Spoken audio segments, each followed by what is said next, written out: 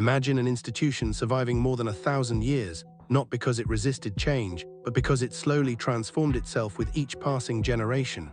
In 2026, the British monarchy finds itself at such a turning point, not marked by scandal or chaos, but by grace under pressure and evolution under the spotlight. The reigning monarch, King Charles III, who announced earlier this year that he would reduce his medical treatment and step back slightly in his role, continues to balance tradition and modern public life with quiet dignity. Yet alongside his public composure, a new kind of royal story is emerging, one shaped by diplomacy, resilience, and generational leadership. His son, Prince William, is undertaking major international missions in 2026, including a high-profile 3-day official visit to Saudi Arabia aimed at strengthening diplomatic and economic ties, while William and Princess Catherine, soon to become grantees of royal warrants, prepare to step fully into the roles the world has long anticipated for them. But this isn't just another royal update, it's a story about the future of monarchy itself, a narrative where tradition collides with expectation, and where personal courage meets global responsibility. And what happens next won't just matter to the United Kingdom, it will shape the image of royalty around the world. He was supposed to be asleep, tucked in, enveloped in the comfort of the night, shielded from all harm. The silence should have been his refuge, a space where nothing could touch him, where he was safe and protected. But fate has a way of unraveling even the most carefully laid plans. The royal guard standing watch on his overnight shift heard something, a sound that shattered the stillness of the castle. The haunting echo of crying floated down the corridor, too soft at first, then growing louder, reverberating through the stone walls. It wasn't a sound one would expect in a palace at this hour. It pulled at his instincts, urging him to follow it, and so he did. What he found wasn't a threat to the monarchy, it wasn't an external danger, a plot, or an assassin.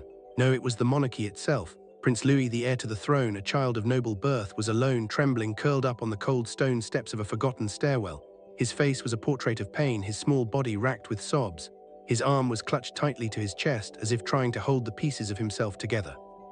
The fabric of his sleeve was clenched so tightly in his hand, as though it were the only thing that could keep him from falling apart. When the guard approached, kneeling beside him, his voice was soft, low, the way one speaks to a fragile, broken thing. "What happened?" he asked gently. Louis didn't hide the truth. He didn't try to lie or mask his suffering. With a tremble in his voice, he lifted his sleeve, revealing the swollen, angry cut on his arm. The makeshift bandage, hurriedly wrapped, had already begun to darken with dried blood, evidence of the pain he had been enduring for who knows how long. "7 words, Louis whispered, his voice small and fragile, far too small for a child of his station. "He did this to me with a stick."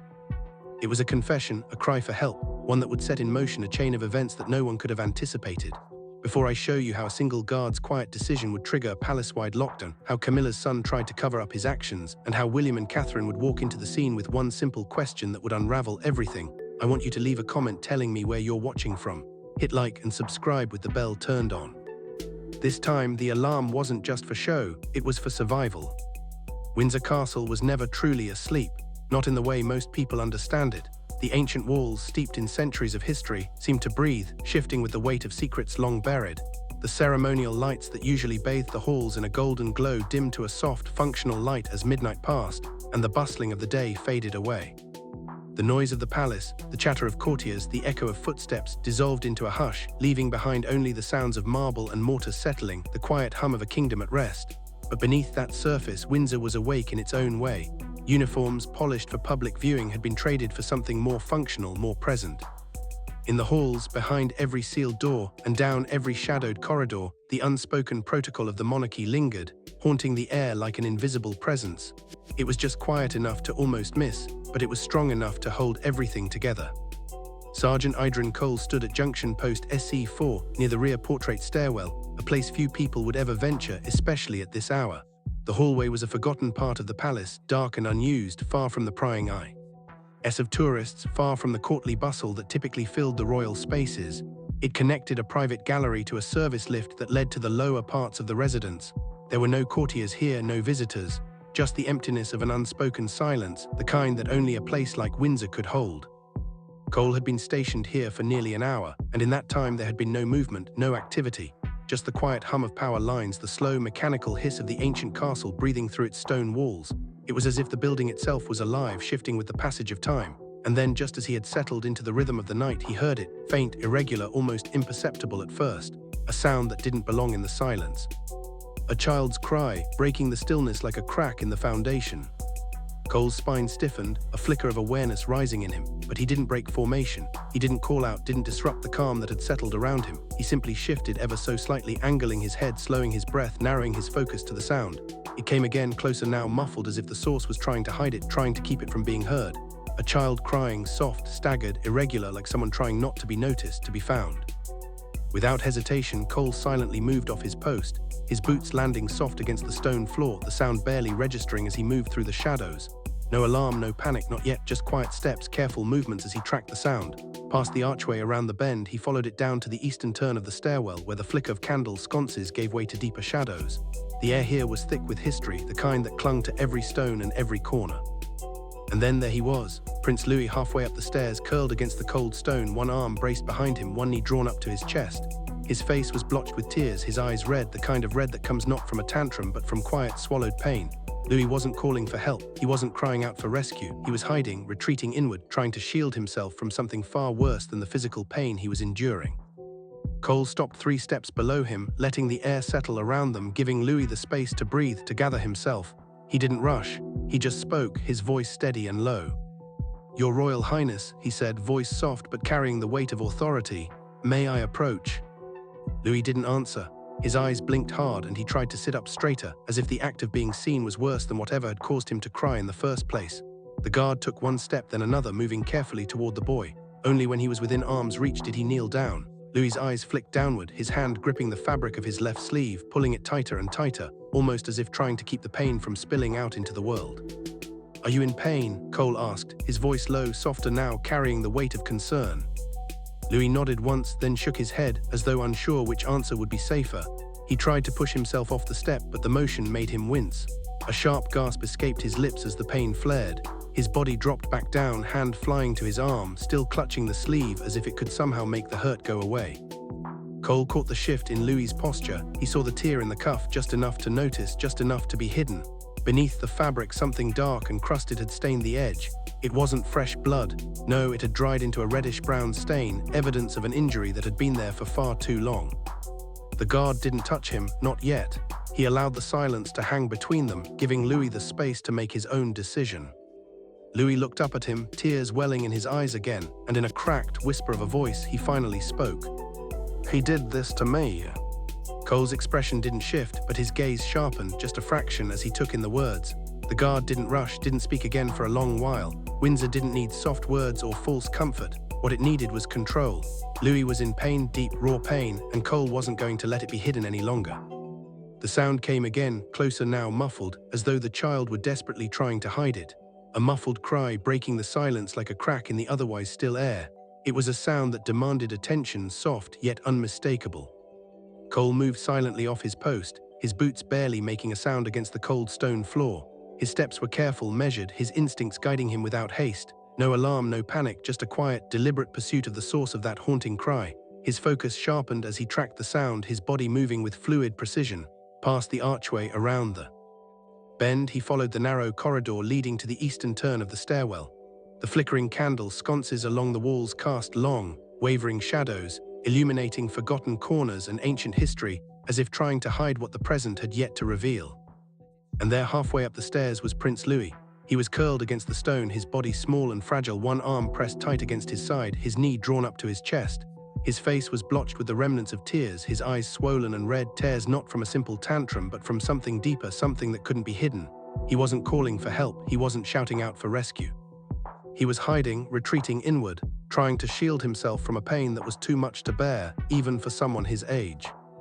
Cole stopped 3 steps below, giving Louis the space to breathe, allowing the air between them to settle, quiet and heavy. He didn't rush forward, he didn't press for answers. He simply spoke, his voice low, steady, almost comforting in its calmness. "Your Royal Highness," he said, his words soft yet carrying the weight of authority, "may I approach?" Louis didn't answer. His eyes blinked rapidly, a nervous, almost frantic gesture, as though being caught crying was somehow worse than the pain that had brought him to this moment. Slowly, almost as if it pained him to do so, Louis tried to sit up straighter, the motion labored and strained. He didn't want to be seen, not like this. Cole, undeterred, took a single step forward, then another, moving slowly, deliberately until he was within arm's reach. Only then did he kneel down beside him, lowering himself to Louis's level. The boy's gaze dropped to his lap, his right hand still gripping the fabric of his left sleeve, pulling it down tightly, too tightly, as though he could somehow hide what had been done to him, as though the fabric could shield him from the pain that still clung to his body. "Are you in pain?" Cole asked, his voice quieter now, softer, the words carrying empathy without being overbearing. Louis nodded slowly, then shook his head, his response confused, like a child trying to navigate a world where no answer felt safe. His small shoulders quivered as he tried to push himself off the step, but the movement made something shift inside him and a sharp gasp slipped from his mouth. His body faltered, dropping back down against the stone, his hand clutching his arm tightly, as though he could keep the hurt from spilling out if he just held it in long enough. Cole caught the shift in Louis's posture, noticed the way his hand gripped his sleeve, too tightly, too desperately, and it only took a moment for him to spot what Louis had tried so hard to hide. The cuff of his sleeve was torn, just enough for Cole to notice. Beneath the fabric, something dark had stained the edge of the sleeve. It wasn't fresh blood, no, it wasn't soaked through, but it had once been red, now dried into a reddish brown. It was blood that had been there for too long, blood that had cracked with the movement of the boy's arm, now sealed into the fabric of his sleeve. The wound wasn't a simple scrape or bruise. It was something deeper, something more severe. The pain was real, undeniable, and Cole could feel the weight of it in the air between them. He didn't touch Louis, not yet. Instead, he let the silence settle again, giving the boy the space to process, to decide if he was ready to share the truth. Cole didn't touch him, not yet. He allowed the silence to stretch between them, offering Louis the quiet space to breathe, to find his words, to come to terms with the pain. The weight of the moment hung in the air, thick and heavy, as Louis's gaze slowly lifted to meet his. His eyes, already swollen with tears, filled once more, as though the sorrow that had never truly left him was rushing to the surface again. And then, in the smallest of whispers, barely more than a breath, Louis spoke the words that would shatter the stillness. "He did this to me." The words were soft, almost fragile, like they'd been hidden in the boy's chest for far too long, now spilling out in a broken confession. They were simple, but they carried the weight of something far deeper, something that could not and would not be hidden any longer. Cole's expression remained unreadable, his face a mask of control, but inside the realization was already settling in. One gloved hand rested gently on the stone step beneath him, grounding him in the moment, steady and deliberate. His other hand hovered just inches from Louis's trembling sleeve, waiting for a signal, waiting for permission to reach out to help.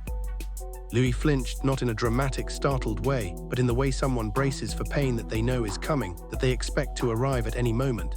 It wasn't an instinctive reaction. It was the response of someone who had learned over time that the only way to survive was to anticipate the hurt, to expect the worst. And that small, instinctive flinch told Cole everything he needed to know about what kind of night this would turn into. He didn't rush, he didn't soften his voice into something false or comforting as many might have done. Windsor didn't need softness. Windsor needed control. That's what the boy needed too, someone who could steady the storm within him, someone who wouldn't look away.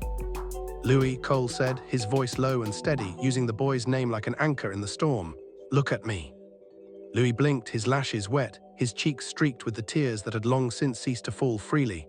They had been wiped away too many times, as if he were trying to erase them, erase the evidence of what had been done to him. But the tears were still there, hiding just beneath the surface. And Cole wasn't about to look away. "May I see what's under your cuff?" Cole asked, his voice unwavering, gentle yet firm, allowing Louis the choice. Louis's grip on his sleeve tightened, as if the fabric itself could hold the pain inside him, as if it were the only thing standing between him and a world of hurt. For a long moment, Louis didn't move. He just sat there, trapped in the tension of the moment, his hand clutching the fabric like a lifeline. Finally, in the smallest of whispers, he spoke again, his voice breaking. "He told me not to." Cole didn't ask who, not yet, he didn't need to. Louis had already said enough. Instead, he nodded once, a simple gesture acknowledging the boy's words as part of the process, part of the truth that would come to light. "I understand," Cole said softly, his voice carrying the weight of empathy without overstepping the boundaries of authority. Louis stared at him, his gaze searching Cole's face, looking for something, a hint, a sign, anything that might tell him whether this adult was safe, whether he could trust him, whether he was different from the others, the ones who had made him feel small, unseen, or unheard. In that moment, Cole held his gaze, letting the silence linger, letting Louis search for the truth in his eyes. It wasn't an easy thing to do, but it was necessary. Louis needed to see someone who wasn't pretending, someone who was willing to stand still long enough to bear witness to his pain. What was hidden in the shadows of Windsor Castle, The answer is far more complicated and more dangerous than anyone could have guessed. Prince Louis's innocence was shattered that night, and as the walls of the palace closed in around him, the truth about who was responsible would change everything. But Louis's story isn't over yet. To learn the shocking conclusion, make sure you're subscribed and hit that notification bell so you don't miss the next part of this incredible story. Share this video with someone who believes in the power of truth, and let's keep this story alive together. You won't want to miss what comes next, so stay tuned.